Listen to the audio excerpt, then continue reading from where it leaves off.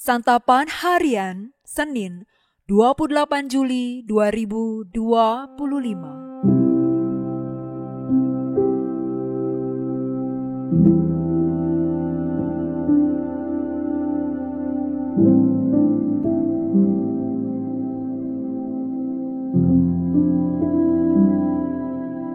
Inilah program Santapan Harian, sebuah program yang mengajak Anda menelusuri isi Alkitab, agar Anda menemukan makna firman Tuhan sesuai dengan konteksnya. Santapan Harian tertuju bagi Anda yang ingin memiliki kehidupan rohani yang segar, kuat, dan sigap. Hari ini kita akan membaca Lukas pasalnya yang ke-8, ayat 26 hingga ayatnya yang ke-39. Namun sebelumnya, mari kita berdoa. Engkau yang menguatkan hati kami untuk siap menerima firman-Mu, dan Engkaulah yang meneguhkan hati kami untuk merenungkan serta melakukan firman-Mu di dalam setiap langkah kami. Di dalam nama-Mu, Kristus Yesus, kami berdoa. Amin. Lukas 8 ayat 26-39. Kemudian mendaratlah Yesus dan murid-muridnya di tanah orang Gerasa yang letaknya berseberangan dengan Galilea. Setelah Yesus naik ke darat, datanglah seorang laki-laki dari kota itu menemui dia. Orang itu dirasuki oleh setan-setan dan sudah lama ia tidak berpakaian. Ia tidak tinggal dalam rumah tetapi di pekuburan. Ketika melihat Yesus, ia berteriak lalu sujud di hadapannya dan berkata dengan suara keras, "Apa urusanmu dengan aku, hai Yesus, anak Allah yang maha tinggi? Aku mohon janganlah menyiksa aku." Sebelumnya Yesus pernah memerintahkan roh jahat itu keluar dari orang itu. Roh itu sering menyeret-nyeret dia, maka untuk menjaganya tangannya dibelenggu dan kakinya dirantai. Namun ia memutuskan segala pengikat itu dan ia dihalau oleh setan itu ke tempat-tempat yang terpencil. Yesus bertanya kepadanya, "Siapa namamu?" Jawabnya, "Legion," karena ia kerasukan banyak setan. Setan-setan itu pun memohon kepada Yesus supaya ia jangan memerintahkan mereka masuk ke dalam jurang maut. Di situ ada sekawanan besar babi sedang mencari makan di lereng bukit itu. Lalu setan-setan itu memohon kepada Yesus supaya ia memperkenankan mereka memasuki babi-babi itu. Yesus mengabulkan permohonan mereka.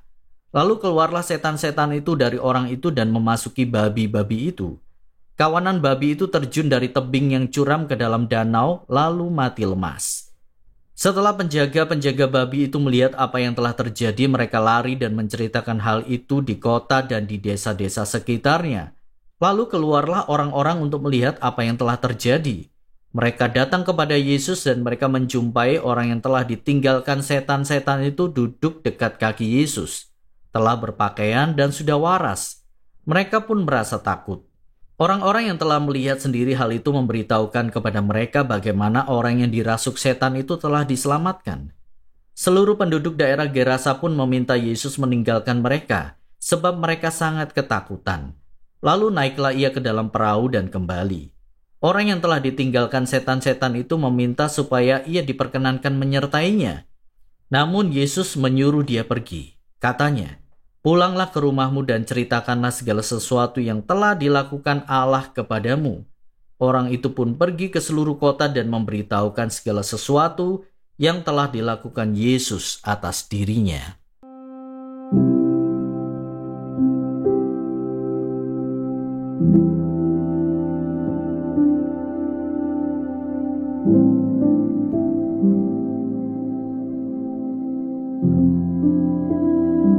Sahabat Santapan Harian, dikenal oleh banyak orang tentu menyenangkan. Namun, berapa banyak orang yang mengenal kita tidaklah lebih penting daripada sebagai apa kita dikenal oleh orang lain. Banyak yang sudah mengetahui tentang Yesus, maka tidak heran saat ia bersama murid-muridnya mendarat di tanah orang Gerasa, ada juga yang mengenalinya. Hanya saja kali ini yang mengenalinya bukan manusia, melainkan setan-setan yang merasuki seorang laki-laki. Saat ia melihat Yesus, ia berteriak, dan sujud di hadapan Yesus karena ia mengenalinya sebagai Yesus Anak Allah yang Maha Tinggi. Sekali lagi Yesus melakukan mukjizat. Dan yang menyaksikan mukjizat itu bukan hanya murid-muridnya, tetapi juga para penjaga babi.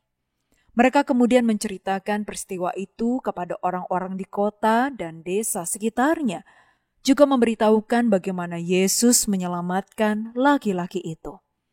Namun mereka meminta Yesus pergi, karena mereka mengenalinya bukan sebagai penyelamat, melainkan pembawa malapetaka. Demikian pula, laki-laki yang telah bebas dari setan-setan itu pulang ke rumahnya untuk menceritakan apa yang telah Allah lakukan, dan ia memberitahu keluarganya tentang Yesus. Saat itu, ia rindu untuk menyertai Yesus. Hal itu karena ia mengenali Yesus sebagai juru selamat. Melalui peristiwa ini, di satu sisi, Yesus menunjukkan kuasanya sebagai Anak Allah yang Maha Tinggi. Di sisi lain, ia juga mengajarkan tugas pemberitaan Injil. Ia tidak hanya memanggil kita untuk menjadi murid yang mendengarkannya, tetapi juga yang menjalankan amanat agung, yaitu mengajar segala sesuatu yang ia perintahkan kepada kita.